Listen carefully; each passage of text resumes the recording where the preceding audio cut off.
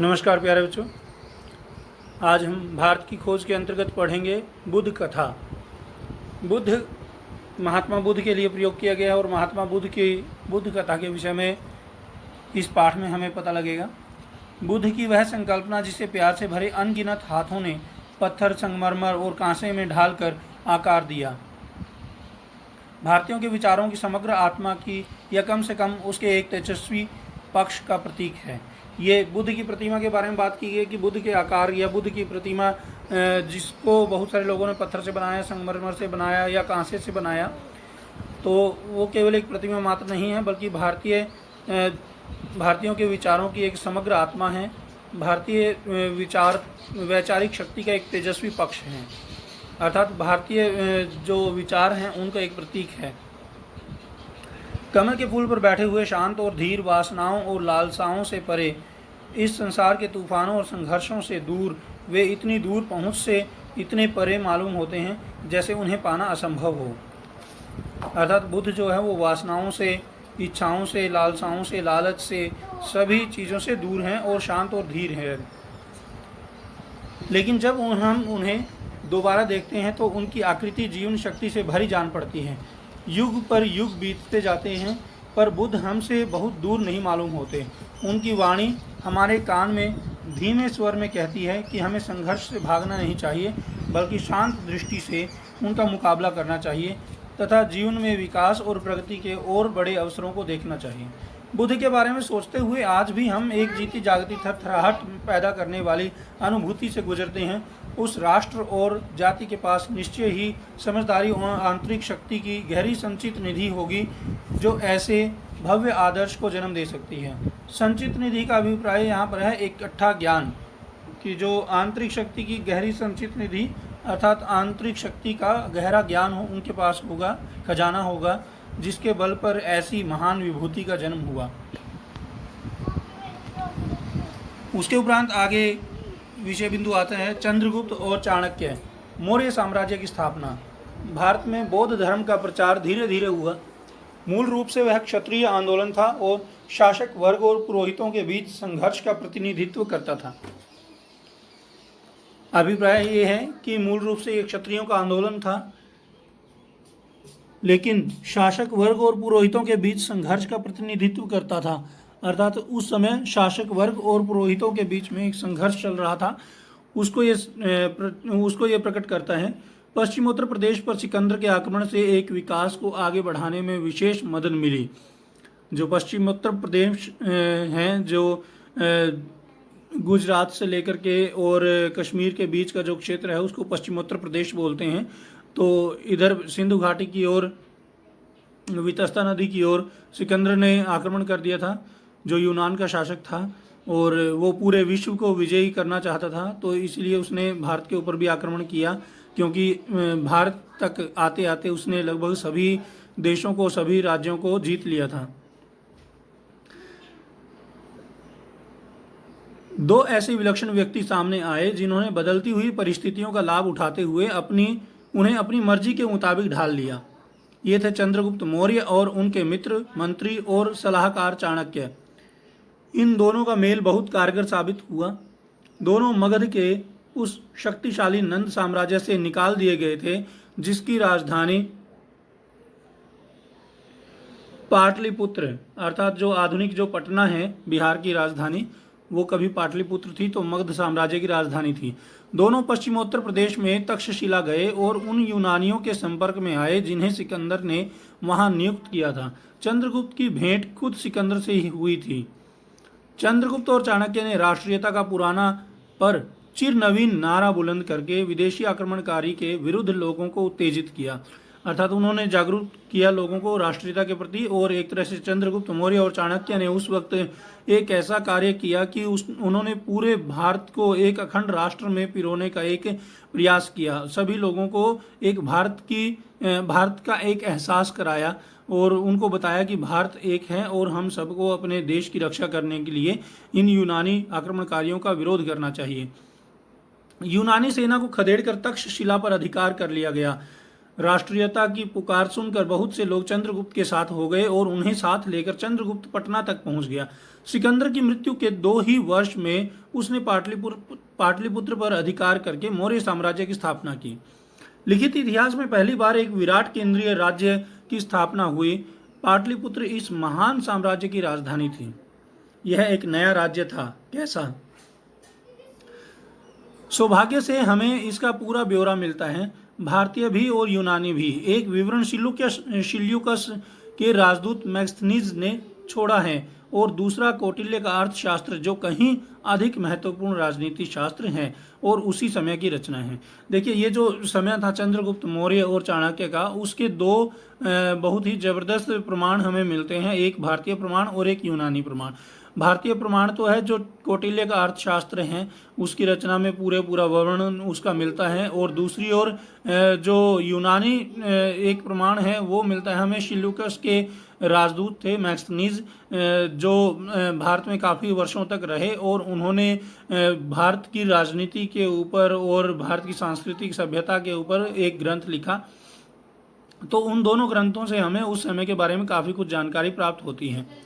कौटिल्य चाणक्य का ही दूसरा नाम है और कौटिल्य का एक नाम विष्णुगुप्त भी था। वह हर दृष्टि से बड़ा आदमी था, बुद्धिमानी में भी और कर्मठता में भी। बड़ा आदमी का अभिप्राय क्या? महान आदमी था, बुद्धिमान भी था और कर्मठ भी था। इस युग के बारे में एक प्राचीन भारतीय नाटक है मुद्रा राक्षस। इस नाटक में चाणक्य की तस्वीर उभरती है, साहसी और षड्यंत्री, अभिमानी और प्रतिशोधी, जो न कभी अपमान को भूलता है न अपने लक्ष्य को ओझल होने देता है। दुश्मन को धोखा देने और पराजित करने के लिए वह हर तरीके का इस्तेमाल करता है। वह साम्राज्य की बागडोर हाथ से संभालते रहता है और सम्राट को स्वामी की तरह नहीं बल्कि एक प्रिय शिष्य की तरह देखता है। अपने जीवन में वह सादा और तपस्वी है। ऊंचे पदों की शान शौकत में उसकी दिलचस्पी नहीं है। जब वह अपनी शपथ पूरी कर लेता है और अपने उद्देश्य में सफल हो जाता है तो सेवानिवृत्त होकर चिंतन मनन का जीवन बिताना चाहता है। अपने लक्ष्य को पूरा करने के लिए शायद ही कोई ऐसी बात रही हो जिसे करने में चाणक्य को किसी प्रकार का कोई संकोच होता हो। चाणक्य के अर्थशास्त्र में व्यापक स्तर पर अनेक विषयों पर लिखा गया है। अनेक मतलब बहुत सारे विषयों पर। अनेक जमा अनेक संधि हुई है यहाँ पर, अनेक जमा अनेक, तो अनेक बन गया यहाँ। तो अनेक अर्थात बहुत सारे। उसमें शासन के सिद्धांत और व्यवहार के लगभग सभी पहलुओं पर विचार किया गया है। इसमें चंद्रगुप्त की विराट सेना का विस्तार से वर्णन किया गया है। चाणक्य का कहना है कि केवल संख्या से कुछ नहीं होता, अनुशासन और उचित नेतृत्व के अभाव में वे बोझ बन जाते हैं। इसमें रक्षा और किलेबंदी के बारे में भी बताया गया है। पुस्तक में चर्चित अन्य विषयों में व्यापार और वाणिज्य, कानून और न्यायालय, नगर व्यवस्था, सामाजिक रीति रिवाज, विवाह और तलाक, स्त्रियों के अधिकार, कर और लगान, कृषि, खानों और कारखानों को चलाना, दस्तकारी, मंडियां, बागवानी, उद्योग धंधे, सिंचाई और जल मार्ग, जहाज और जहाजरानी, निगमें, जनगणना, मत्स्य उद्योग, कसाई खाने, पासपोर्ट और जेल सब शामिल हैं। इसमें विधवा विवाह को मान्यता दी गई है और विशेष परिस्थितियों में तलाक को भी। देखिए, इसमें बहुत सारे विषयों का जिक्र हुआ है जो व्यापार और साम्राज्य से जुड़े हुए हैं। तो व्यापार और वाणिज्य मतलब जिसको हम कॉमर्स बोलते हैं आजकल, कमर्शियल बिंदु भी इसमें दिए गए हैं, वाणिज्यिक बिंदु जिसके आधार पर हम धन संपत्ति जोड़ते हैं। और कानून और न्यायालय, नगर व्यवस्था और सामाजिक रीति रिवाज भी बताए गए हैं। विवाह और तलाक के विषय में बताया, स्त्रियों के अधिकार के विषय में, कर और लगान मतलब इनकम टैक्स वगैरह उस वक्त लगाया जाता था और साथ में फसलों के ऊपर कर या लगान लगाया जाता था। कृषि और खानों और कारखानों को चलाना, और कृषि और खानों मतलब अभिप्राय हुआ जो खान होती थी, कोयले की खान या सोने की खान। और दस्तकारी मतलब हाथों से की गई कढ़ाई वगैरह। मंडियाँ बनाई जाती थी अनाज के लिए और सब्जी वगैरह के लिए। बागवानी अभिप्राय है जो हॉर्टिकल्चर होता है, जिसमें हम सब्जियां वगैरह या फल वगैरह उगाते हैं।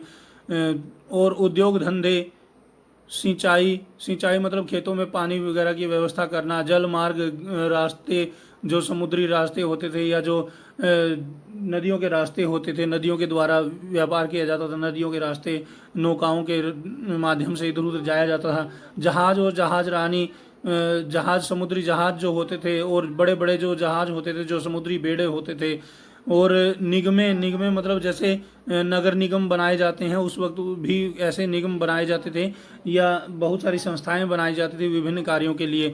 जनगणना, लोगों की गणना करना, इसके विषय में भी बताया गया था कितने लोग हैं हमारे राज्य में, उनकी गणना की जाती थी। मत्स्य उद्योग मतलब मछली पालन उद्योग भी किया जाता था, कसाई खाने भी थे, और पासपोर्ट मतलब लोगों को व्यापार करने की जो अनुमति दी जाती थी या रहने की जो अनुमति दी जाती थी, उसको पासपोर्ट बताया गया है यहाँ पर। जेल, ये सभी शामिल हैं इसमें। और विधवा विवाह को इसमें मान्यता दी गई है, और विशेष परिस्थितियों में कभी कभी तलाक को भी इसमें मान्यता दी गई है। अर्थात एक पुरुष जो है वो स्त्री को छोड़ सकता है, और स्त्री जो है वो पुरुष को हमेशा के लिए छोड़ सकती है।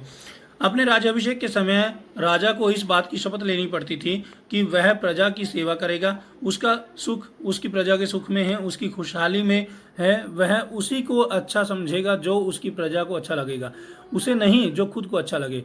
यदि राजा उत्साही होगा तो प्रजा समान रूप से उत्साही होगी। सार्वजनिक काम राजा की मर्जी के मोहताज नहीं होते।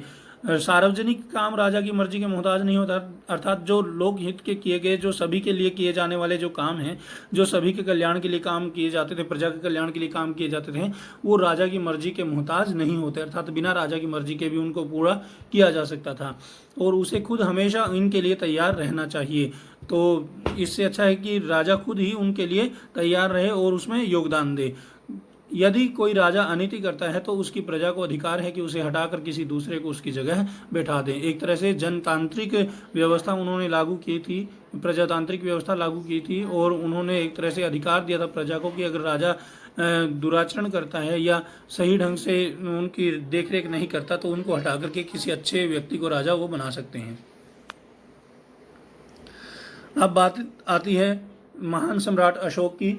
तो 273 ईसा पूर्व में अशोक इस महान साम्राज्य का उत्तराधिकारी हुआ, जो चंद्रगुप्त मौर्य के पोते थे अशोक। तो 273 ईस्वी में अशोक इस महान साम्राज्य का उत्तराधिकारी बना। इससे पहले वह पश्चिमोत्तर प्रदेश का शासक रह चुका था, जिसकी राजधानी विश्वविद्यालय की नगरी तक्षशिला थी।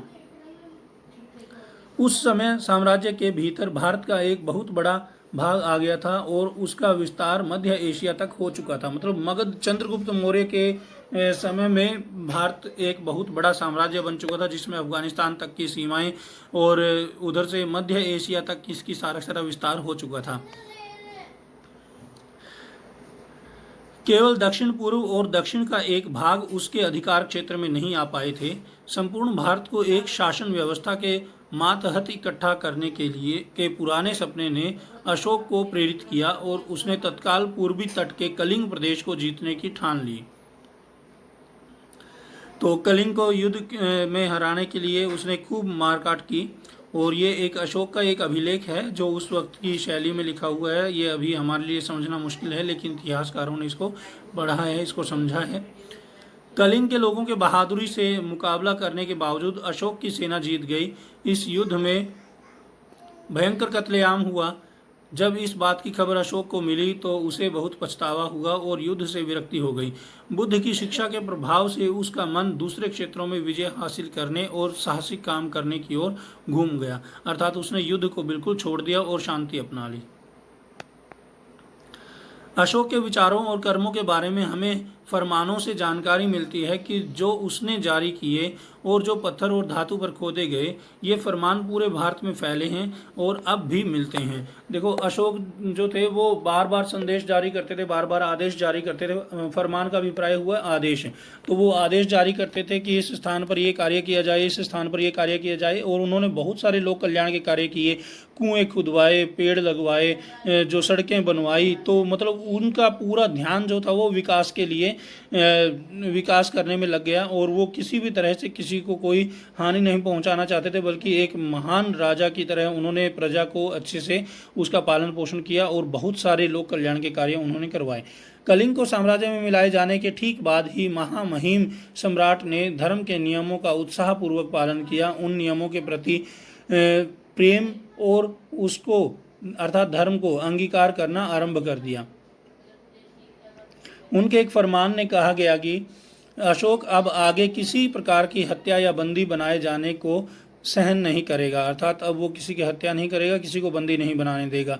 कलिंग में मरने और बंदी बनाए जाने वाले लोगों के 100वें 1000वें हिस्से को भी नहीं, अर्थात जितने लोग कलिंग में मरे हैं या बंदी बनाए गए हैं उनके 100वें या 1000वें हिस्से को भी वो सहन नहीं करेगा, अर्थात वो बिल्कुल भी हिंसा के पक्ष में नहीं था। सच्ची विजय कर्तव्य और धर्म पालन करके लोगों के हृदय को जीतने में है। फरमान में आगे कहा गया है, इसके अलावा यदि कोई उनके साथ बुराई करेगा तो उसे भी जहाँ तक संभव होगा महामहिम सम्राट को झेलना होगा। महामहिम सम्राट की यह आकांक्षा है कि जीव मात्र की रक्षा हो, उनमें आत्मसंयम हो और उन्हें मन की शांति और आनंद प्राप्त हो। इस अद्भुत शासक ने, जिसे आज भी भारत और एशिया के बहुत से दूसरे भागों में प्यार से याद किया जाता है, अपने आप को बुद्ध की शिक्षा के प्रचार में, नेकी और सद्भाव के काम में तथा प्रजा के हित के लिए सार्वजनिक कार्यों के प्रति समर्पित कर दिया। उसने ऐलान कर दिया था कि वह इनके लिए हमेशा तैयार है। हर स्थान पर और हर समय सरकारी कर्मचारी जनता के कार्यों के बारे में उसे बराबर सूचना देते रहें, चाहे जिस समय और जहां भी हो वह लोकहित के लिए अवश्य काम करेगा। लोकहित मतलब जनता के कल्याण के लिए, लोगों के हित के लिए। खुद कट्टर बौद्ध होने पर भी उसने दूसरे धर्मों को बराबर आदर और महत्व दिया। उन्होंने बौद्ध धर्म को अपना लिया था, तो लेकिन उसके बावजूद भी उन्होंने दूसरे धर्मों को सम्मान दिया। हिंदू धर्म को पूरा आदर दिया और उनके मंदिरों को कोई नुकसान नहीं पहुंचाया।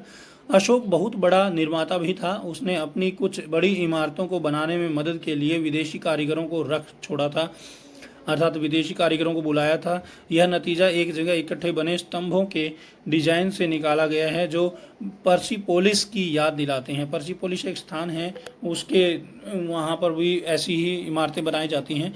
लेकिन इस शुरू की मूर्ति कला और दूसरे अवशेषों में भी भारतीय कला परंपरा की विशेषताएं दिखाई पड़ती हैं। देखिए यहाँ पर एक चित्र दिखाया गया है अशोक के समय में निर्मित सांची का स्तूप। सांची स्तूप,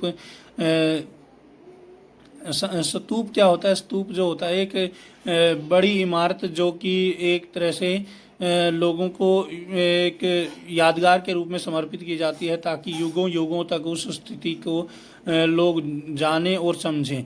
तो ये सांची में स्तूप बनाया गया था।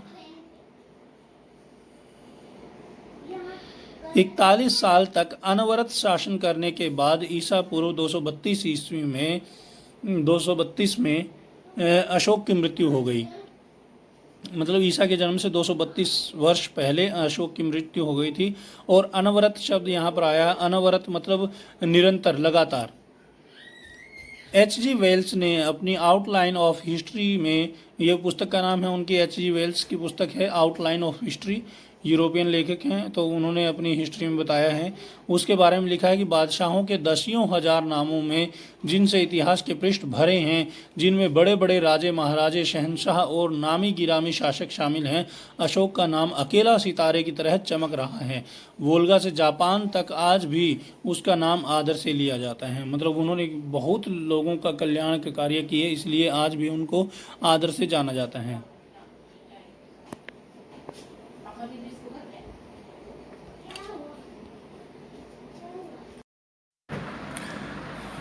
बच्चों, इस पाठ में कुछ शब्द आए हैं जिनसे आप हो सकता है अनजान हो, तो एक बार उनके अर्थ देख लेते हैं। ब्राह्मी लिपि, ब्राह्मी शब्द जो है वो प्राचीन लिपि है जिससे देवनागरी और अन्य आधुनिक भारतीय लिपियों की उत्पत्ति हुई। खरोष्ठी भी एक लिपि है, एक प्राचीन लिपि है जो फारसी की तरह दाएं से बाएं लिखी जाती थी और मौर्य काल में पश्चिमोत्तर भारत में चलती थी। पश्चिमोत्तर भारत मतलब पश्चिम दिशा और उत्तर दिशा के बीच का जो भारत है उसको पश्चिमोत्तर भारत कहा जाता है। एक तरह से इसको आप राजस्थान, हरियाणा, पंजाब, गुजरात, ये जो क्षेत्र है इसको पश्चिमोत्तर भारत कह सकते हैं। और संपर्क, संपर्क का मतलब होता है संबंध, जनक, पिता, जन्मदाता, जिक्र, उल्लेख करना, किसी का नाम या किसी के बारे में कुछ बात करना, सहिष्णु, सहनशील होना। और अतिशय, अतिशय मतलब अत्यधिक, बहुत ज़्यादा। विलक्षण, अद्भुत, अनोखा, सबसे अलग। मर्जी, इच्छा। और पराजित, पराजित मतलब हराना। फरमान, आदेश, अंगीकार करना, स्वीकार करना, ऐलान, घोषणा, नतीजा, परिणाम। और अब 2-3 शब्द ऐसे हैं जो थोड़ा सा व्याख्या चाहेंगे। तो पर्सिपोलिस शब्द है प्राचीन काल के शक्तिशाली पारसिक साम्राज्य की राजधानी जो आधुनिक ही ईरान में स्थित है। पारसी साम्राज्य जो था वो ईरान, यूनान के आसपास, ईरान, इराक, यूनान के आसपास था। तो उसकी जो राजधानी थी वो थी पर्सिपोलिस। H.G. वेल्स विज्ञान कथा एवं उपन्यासों के प्रसिद्ध अंग्रेज लेखक थे। इन्हें ऐसे उपन्यासों का पिता भी कहा जाता है। तो इनकी एक रचना का नाम भी इसमें आया था, नामी गिरामी। नामी गिरामी मतलब प्रसिद्ध। बच्चों, आपने इस पाठ को अच्छे से समझ लिया होगा। तो अभी आपके ज्ञान का परीक्षण कर लेते हैं। गृह कार्य का समय आ गया है। सभी बच्चे अपनी गृह कार्य पुस्तिका में निम्नलिखित प्रश्नों के उत्तर लिखेंगे। प्रश्न नंबर 1, चंद्रगुप्त और चाणक्य ने किस साम्राज्य की स्थापना की? नंबर 2, चंद्रगुप्त ने किस शक्तिशाली साम्राज्य पर अधिकार किया? तीसरा प्रश्न, मगध की राजधानी क्या थी? वर्तमान में उसे किस नाम से जाना जाता है? नंबर 4, चंद्रगुप्त ने सबसे पहले किस स्थान को यूनानियों के अधिकार से छीना? चंद्रगुप्त के समय किस यूनानी शासक ने हमला किया? नंबर 6, मौर्य साम्राज्य के विषय में कौन सी पुस्तकें प्रमाण प्रस्तुत करती हैं? नंबर 7, चाणक्य ने किस पुस्तक की रचना की थी? नंबर 8, चाणक्य को और किन नामों से जाना जाता है? 9, मुद्रा राक्षस में चाणक्य के व्यक्तित्व को कैसे चित्रित किया गया है? 10, चाणक्य ने अर्थशास्त्र में किन विषयों पर चर्चा की है? 11, चाणक्य ने अपनी पुस्तक अर्थशास्त्र में एक राजा के लिए क्या उत्तरदायित्व निर्धारित किए? 12, अशोक कब और किस साम्राज्य के उत्तराधिकारी बने? 13, अशोक के साम्राज्य की राजधानी क्या थी? उसकी कोई विशेषताएं बताई।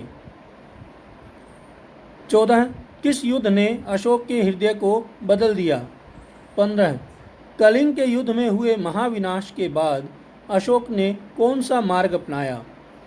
16वां प्रश्न है, प्रसिद्ध अंग्रेज लेखक H.G. वेल्स ने अपनी पुस्तक में अशोक के विषय में क्या लिखा? और नंबर 17, उनकी पुस्तक का नाम बताएं। तो आशा है आप सभी को इन प्रश्नों के उत्तर इस वीडियो में मिल जाएंगे। तो आप अच्छे से इस वीडियो को देखें और इन प्रश्नों के उत्तर ढूंढें। धन्यवाद।